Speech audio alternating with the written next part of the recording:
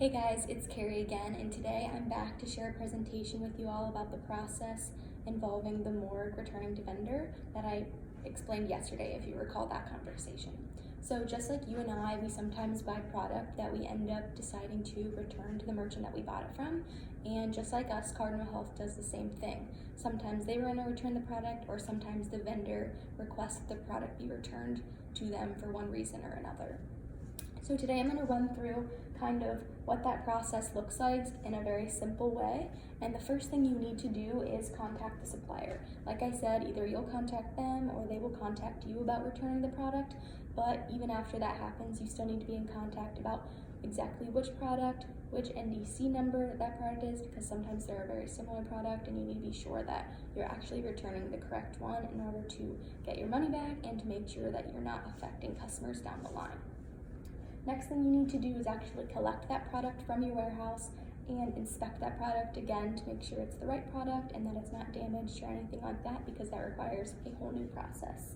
The next thing that you'll need to do is enter the serialization information, which again is the lot number information, which is specific to a time frame and the environment where a product was manufactured, and then also information like the NDC, the National Drug Code number, and a lot of other numbers that kind of go into tracking the logistics of that product. And I have a screenshot here pulled up of what that information looks like. If you can see that, here you would enter the expiration date information, lot number, quantity, the pricing information is there, and then also all of the return to vendor requirements. So once you've done that, you also need to create a morgue location in your warehouse management system. So the screen that you just saw is a screenshot from what we call DisTrack here in pharmaceutical warehouse management, and that tracks all of our inventory, all of our product, prices, dates, quantity, everything like that. It also holds all of our virtual locations for all of our product. And here you need to create that morgue location, but it is going to be only virtual and not physical, since we are physically shipping this product out to be returned to its vendor. You still need to have a virtual location to basically have a place for the product to sit while you're processing it. Once you've done that, you can report your financials, which is basically just creating a debit memo, which finance will finalize later. Once the product has been returned and verified, you'll receive your refund for the amount of product that you actually returned, given that it is the right and correct product.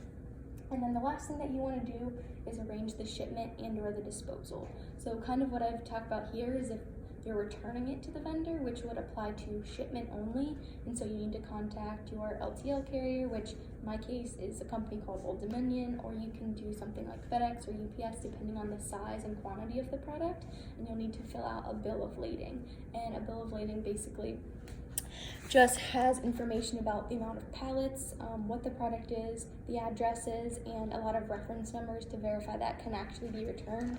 So I just have a visual of that there for you in case you've never seen one.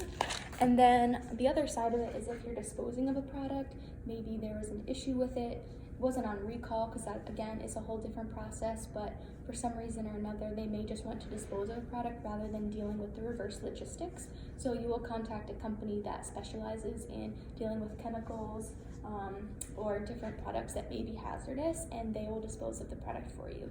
You will, however, need to organize a shipment similar to the way you would if you were returning to vendor.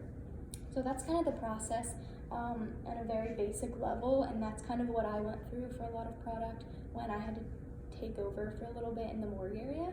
And again, that is just how basically you return product. And like I said, companies like Cardinal Health have had to develop processes that are going to be very similar to how you and I would organize a shipment back to a store if you had bought something online or something like that. So I hope you enjoyed and that was informative. Thank you.